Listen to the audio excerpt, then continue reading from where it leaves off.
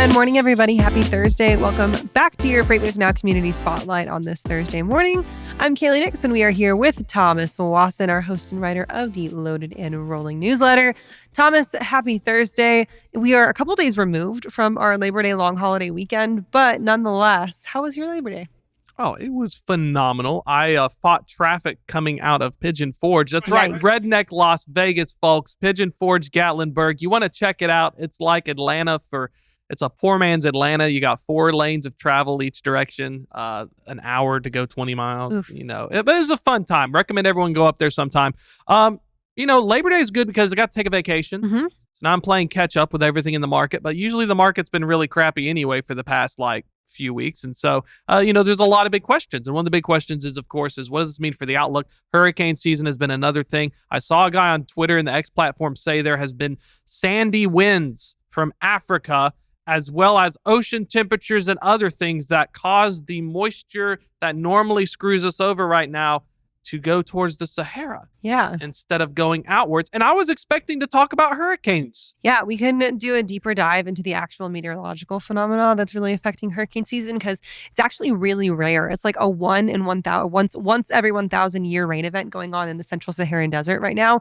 Places in Africa receiving like 19 times their annual rainfall. Some places that typically don't get any from the months of May through October have received like upwards of 8 to 12 inches, which doesn't sound like a whole lot of rain for like us, in the US. But for them, it's astounding, which is really dampening down that hurricane season. And maybe Zach Strickland will have me on Freightonomics and he'll make me talk more weather about this. But now is not the time or place for that. Thomas, from the Labor Day holiday, it really marks kind of like the unofficial end of summer for the majority of us here in the United States, right? Almost every kid is back in school now. We're kind of into these like fall kind of schedules, these fall like looking ahead purchasing habits. If you're a consumer, you're really starting to wrap up your end of your strategy if you are a business.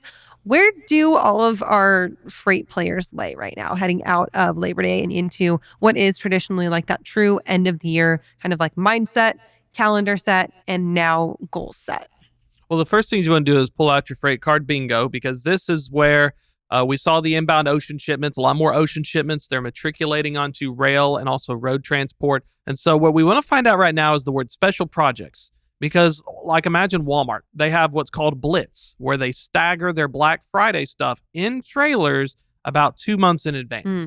So what would happen is Walmart, from like a US Express standpoint, we'd like put out like 1,500, 2,000 trailers. Like, we would reserve it and we made great money off of it because we charged them a good amount of money for sitting there. So that's one of the big things. Are retailers front loading that? Are they thinking about doing a Blitz where I need it on demand? Or are they lean enough that they're just going to say, well, there's a lot of capacity, I'll just call it in. And so there's a lot of big questions moving ahead, because that's going to be one of the challenges. And part of the reason I've been looking at some of the data is we need to see if there's a sustained uptick moving towards like maybe Halloween. But the issue is historically, like, it's the doldrums. And even after Labor Day, we want to see if there's a bump. Now, the extent of the bump, because right now we're a few days, so we should be able to have some really good ideas. But you probably by this time next week, we'll know if there's a sustained rally or if it's just a bump. So there's a bunch of things to look into.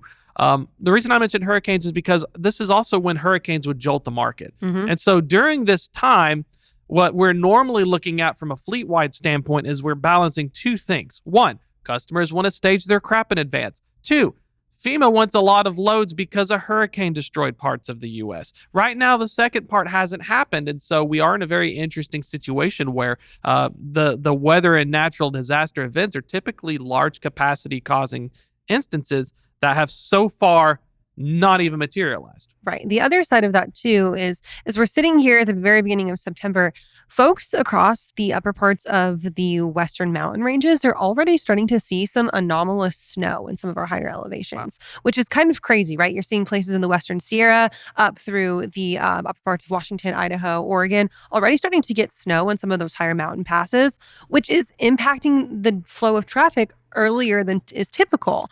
So if you're a carrier and you're watching out for the southern parts of the United States with our tropical activity, do you end up turning a blind eye to some of this early winter weather? Or is that something that you need to start factoring into your plan, is maybe looking ahead and saying, okay, we actually got to start getting a handle on this now? You do want to get a handle because chain laws. If we start getting snow and other things like that. I think it's October 1st is Colorado, and I want to say it's September 1st for the Sierra Nevada. Don't quote me Yeah. on that. I can look it up and double check. But I Because think a that's lot right. of fleets will have that problem. Some of these drivers will try to drive longer until the snow hits. Mhm. And then they're like, I'm not going that way. Because, look at parts of 80, look at parts of 70, going across like Donner Pass and stuff, trying to get to the West Coast. Everyone wants to go down 40. This will impact loads going in. Earlier snow means owner-operators are less likely to do it. And large fleets are also struggling. They're supposed to know how to drive, but if you get a brand new driver who's never driven in that before, I had this problem all the time. You'd be like, you got to go to the chain bank. Well, I don't want to have chains on my truck. Well, you have to carry chains on your truck because of the chain law. Well, I don't know how to put them on. Well, you need to learn how to put them on. Well, I don't know. I'll just quit. And then you're just like, come on, man. So there are challenges.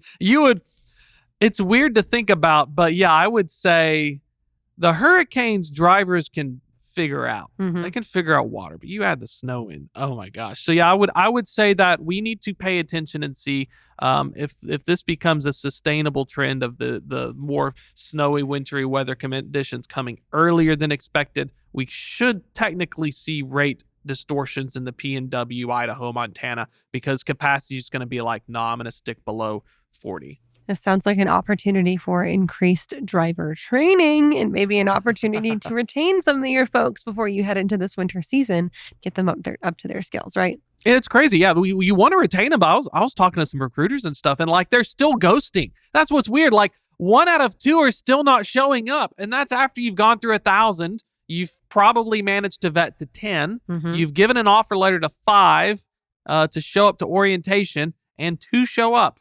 Now you have to see if that one of those 2 makes it. So when we say like driver shortages and stuff, it's really this kind of combination of self-imposed shortages in terms of I need certain criteria of drivers with X amount of experience and Y amount of, stuff.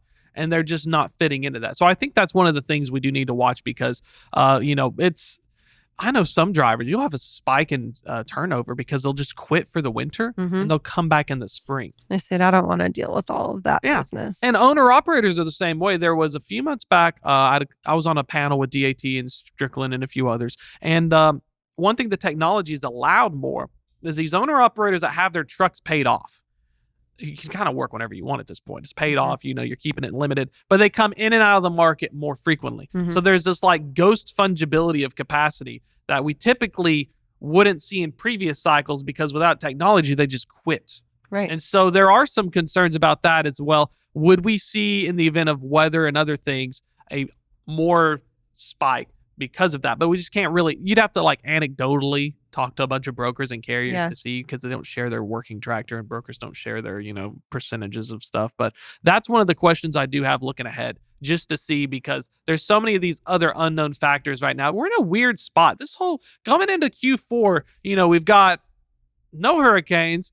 College football's already crazy. We got an election season coming up. The FMCSA doesn't know what they're going to do till 2025. It's just weird right now. And I think it's something where it makes us hard as experts because one thing I want to preach with people is if you don't know, just be cautious. Stick to the fundamentals of your business, no matter in administration or if Tennessee wins the national championship. If you're good at your job now, you'll probably be good at your job then. So that's one thing I think a lot of us sometimes get so focused up on is like this one regulation is going to end all be all or do something else. Operators that are efficient, operators that keep their trucks moving, they understand their costs, they're going to be okay. That's the thing that no one ever gives them credit for, unfortunately. There we go. All right, really quickly, Thomas, before we let you go, your episode for this week aired on Tuesday afternoon. Who was it and where can we find it? Had the folks at McLeod on talking about TMS systems. You can find it on Apple, Spotify, YouTube. Just look up Loaded and Rolling. We've got it out there. It's a real good talk because McLeod's been in the game for decades. They've been around a while. And Legend.